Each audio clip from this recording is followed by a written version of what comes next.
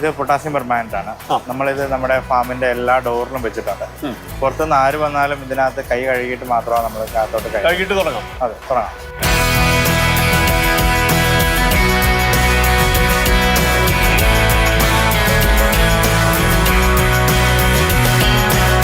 അപ്പൊ ഇതാണ് നമ്മളെ തുടക്കത്തില് കടൽ വെള്ളം അടിച്ച് കയറ്റുക എന്ന് പറയുന്നത് ഈ നഴ്സറിയിലേക്കാണ്. ആദ്യത്തെ ടാങ്കാണ്. ഫസ്റ്റ് ടയർ ഇതാണ് നഴ്സറി. നമ്മൾ കുഞ്ഞുങ്ങളെ കൊണ്ടുവന്നാൽ ആദ്യം നമ്മൾ സ്റ്റോക്ക് ചെയ്യുന്ന നഴ്സറിയിലാണ്.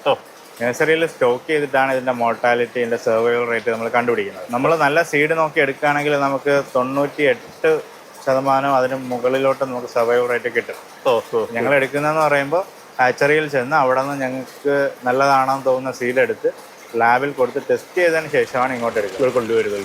നമ്മൾ നേരിട്ട് ഹാച്ചറിയിൽ ചെന്ന് സീഡ് എടുക്കുക ചെയ്യും. ആദ്യം നമ്മൾ ആന്ധ്രയിൽ നിന്ന് എടുത്തിരുന്നത്, ഇപ്പോൾ ഞങ്ങൾ പോണ്ടിച്ചേരിയിൽ നിന്നാണ് എടുക്കുന്നത്. സാധാരണ നമ്മൾ അവിടുന്ന് കൊണ്ടുവരുന്നു, പോണ്ടിച്ചേരിയിൽ നിന്ന് അല്ലെങ്കിൽ ആന്ധ്രയിൽ നിന്ന്, വേറെ എവിടെ നിന്നാണ് കൊണ്ടുവന്നാലും പിന്നെ അക്ലമേറ്റൈസ് എന്ന് പറഞ്ഞാൽ നമ്മുടെ കാലാവസ്ഥയ്ക്ക് അനുസരിച്ച് അതിനെ വളർത്തിക്കൊണ്ടുവരിക, അതിനെ ഈ വെള്ളത്തിന് പാകപ്പെടുത്തുക, അതിനൊക്കെ ആയിട്ട് എത്ര സമയം എടുക്കും? ഈ ബോൾ എന്ന ഇതിനെ ഈ പ്ലാസ്റ്റിക് പാക്കിങ്ങിനെ അവർ പറയുന്നത്. അപ്പോൾ ഈ ബോൾ നമ്മൾ കൊണ്ടുവന്നാൽ അതിലൊരു 1000 മുതൽ 3000 പീസ് വരെ ആയിരിക്കും PL ആയിരിക്കും അതിനകത്ത് അവർ തരുന്നത്. നമുക്ക് ഒരു ബോളിൽ 3000 കുഞ്ഞുങ്ങൾ വരെ ഉണ്ടാവും. PL വളരെ, അതായത് PL 8 ആണെങ്കിലാണ് 3000 ഉണ്ടാവുക. പോസ്റ്റ് 60. 10 ആണെങ്കിൽ 3000 എന്നുള്ളത് 1000 ആകും. പിന്നെ ബാക്കി നമ്മൾ പറയുന്ന പോലെയൊക്കെ കൂടുതൽ ക്വാണ്ടിറ്റി ഉണ്ടെങ്കിൽ അവർ അതനുസരിച്ച് പാക്ക് ചെയ്ത് തരാറുണ്ട്. കാര്യം ഈ ബോളിൽ ഒരുപാട് കൂടുതൽ ഇടുകയാണെങ്കിൽ ട്രാൻസ്പോർട്ടേഷൻ എവിടെയെങ്കിലും ഡിലേ വന്നാൽ ഇതിന് നല്ല രീതിയിൽ മോർട്ടാലിറ്റി ഉണ്ടാവും. കൊണ്ടുവരുന്നത് ഭയങ്കര സൂക്ഷിച്ചു കൊണ്ടുവരണം. അതെ, ഒരു 15-16 മണിക്കൂറിൽ കൂടുതൽ എടുക്കും ട്രക്കിൽ വരുമ്പോഴത്തേക്ക്. പിന്നെ അത് വന്ന് ഇവിടെ ടെമ്പറേച്ചർ അക്ലിമൈസേഷന് വേണ്ടിയിട്ട് നമ്മൾ വെള്ളത്തിൽ ഏകദേശം ഒരു മണിക്കൂർ വരെ നമ്മൾ മുക്കിയിടാറുണ്ട്. അല്ല, പൊട്ടാസ്യം പെർമാനന്റിൽ ഇത് വാഷ് ചെയ്തതിന് ശേഷം എടുക്കും. കാര്യം ഈ വരുന്നതിനകത്ത് എന്തെങ്കിലും ബാക്ടീരിയ ഉണ്ടെങ്കിൽ അത് നമ്മുടെ ടാങ്കിലോട്ട് വേണ്ട. അതുകൊണ്ട് ഇതെല്ലാം ഓൾറെഡി നമ്മൾ പൊട്ടാസ്യം പെർമാനന്റിൽ മുക്കി വാഷ് ചെയ്തതിന് ശേഷമാണ് നമ്മുടെ ടാങ്കിലേക്ക് ഇടുന്നത്, ടെമ്പറേച്ചർ അക്ലിമൈസേഷൻ ഇടുന്നത്. നമ്മൾ ഈ കുഞ്ഞുങ്ങളെ കൊണ്ടുവരുന്നതിന് മുമ്പ് തന്നെ നമ്മൾ ഫ്ലോക്ക് സെറ്റ് ചെയ്യും. നമ്മളിവിടെ ബയോഫ്ലോക്ക് ആണ് ചെയ്യുക. ബയോഫ്ലോക്ക് രീതിയിലാണ് നമ്മളിവിടെ ചെയ്യുന്നത്.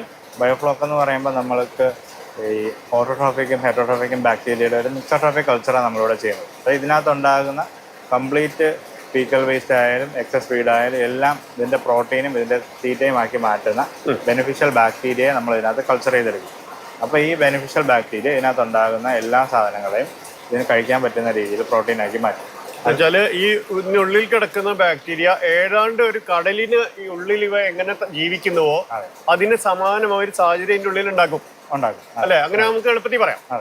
ഈ നഴ്സറി എന്ന് പറഞ്ഞാൽ ഇതിന്റെ ഒരു 12 ഡയമീറ്ററാണ്, ഏകദേശം 120 മീറ്റർ ക്യൂബാണ് ഇതിന്റെ കപ്പാസിറ്റി.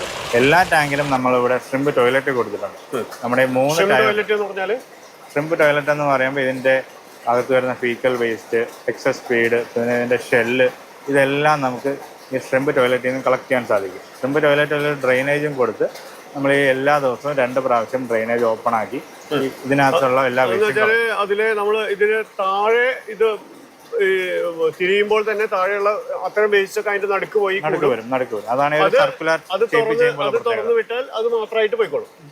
അതാണ് ഷ്രിമ്പ് ടോയ്ലറ്റ്. അതെ, അത് പോയില്ലെങ്കിൽ അത് ഇതിനകത്തുള്ള ടോക്സിക് ഗ്യാസുകളെല്ലാം ഫോം ചെയ്ത് ഇതിന്റെ ഒരു മോർട്ടാലിറ്റിക്ക് അത് ഒരു വലിയ കാരണമാകും. ഈ 12 മീറ്റർ ക്യൂബിൽ എത്ര കുഞ്ഞുങ്ങളെ ഇടാം? 12 മീറ്റർ ക്യൂബിന്റെ കപ്പാസിറ്റി അല്ല നമ്മൾ ഇടുന്നത്. നമ്മൾ ആക്ച്വലി ഗ്രോ ടാങ്കിന്റെ കപ്പാസിറ്റി നോക്കിയാണ് ഇവിടെ സ്റ്റോക്ക് ചെയ്യുന്നത്. നമ്മളെ ഫൈനൽ ഹാർവസ്റ്റ് ചെയ്യുന്ന ഗ്രോ ഔട്ടാണല്ലോ. ഗ്രോ ടാങ്കുകൾ എന്ന് പറയുമ്പോൾ നമുക്ക് 800 മീറ്റർ ക്യൂബാണ്. ഏകദേശം 8 ലക്ഷം ലിറ്ററിൽ മേളിൽ നമുക്ക് വെള്ളം ഉണ്ടാകും. അപ്പോൾ ഈ 800 മീറ്റർ ക്യൂബിനകത്ത് എത്ര കുഞ്ഞുങ്ങളെയാണ് ഇടേണ്ടത് അതനുസരിച്ചാണ് നമ്മൾ നഴ്സറിയിൽ സ്റ്റോക്ക് ചെയ്യുന്നത്. നഴ്സറിയിൽ നമുക്ക് വളർച്ച ഒരു 1 ഗ്രാമിന് താഴെ, അതായത് ഒരു 15 ദിവസം 18 ദിവസത്തിലോ തന്നെ നമ്മൾ പ്രീ ഗ്രോട്ടിലോട്ട് സ്കൂപ്പിംഗ് മെത്തേഡിൽ ഷിഫ്റ്റ് ചെയ്യും. ആദ്യം ഒരു 3-4 പ്രാവശ്യം നമ്മൾ ഇതിൻ്റെ വെയിറ്റ് എടുത്ത്, ഇതിൻ്റെ ഒരു ആവറേജ് വെയിറ്റ് എടുത്ത് ആണ് അതിനുശേഷം കംപ്ലീറ്റ് ആയിട്ട് നമ്മൾ വെയിറ്റ് ചെയ്താണ് മാറ്റുന്നത്. അപ്പോൾ നമുക്ക് ഈ വെയിറ്റ് മൊത്തത്തിൽ കാൽക്കുലേറ്റ് ചെയ്ത് എത്ര പീസ് ഇവിടെ സർവൈവ് ചെയ്തു നമുക്ക് കണ്ടുപിടിക്കാം. പിന്നെ അതനുസരിച്ചാണ് നമ്മൾ തീറ്റ കൊടുക്കുന്നത്. ഫലത്തിൽ പറഞ്ഞാൽ ഈ നഴ്സറി എന്ന് പറയുന്നത് നമ്മൾ പാടത്ത് പണ്ട് പറിച്ച് നടന്നതിന് മുമ്പ് ഒന്നിച്ച് വിതച്ച് നിർത്തുന്നതിന് സമാനമാണ് ഈ ഏർപ്പാട് അല്ലേ? അതാണ് അതിന്റെ ഒരു മേജർ സ്റ്റെപ്പ്. ആദ്യത്തെ ടയറിൽ നിന്ന് രണ്ടാമത്തേലേക്ക് പോകുന്ന ഒരു മേജർ സ്റ്റെപ്പ്.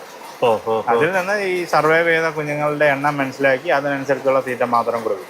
അതാകുമ്പോൾ അതിനകത്ത് എക്സസ് ഫീഡ് വരില്ല, അതിലൂടെ ഒരു ടോക്സിക് ഗ്യാസോ ഇതിന് ഹാംഫുൾ ആയിട്ടുള്ള ഒന്നും അതിനകത്ത് സംഭവിക്കും. ഇപ്പൊ കടലിലാണെങ്കിൽ ഇങ്ങനെ തിരയൊക്കെ അടിച്ചാൽ അതിന്റെ സ്വാഭാവികമായിട്ട് അതിനുള്ളിൽ ഈ മീന് കാറ്റും വെളിച്ചൊക്കെ കിട്ടും. അതെ. പക്ഷെ നിങ്ങൾ കടലുകൾ ഇങ്ങനെ കയറ്റുമ്പോൾ അതിനുള്ളിൽ അത് ചെയ്യാൻ വേണ്ടിയിട്ട് ഇവിടെ എന്താ ചെയ്യണേ?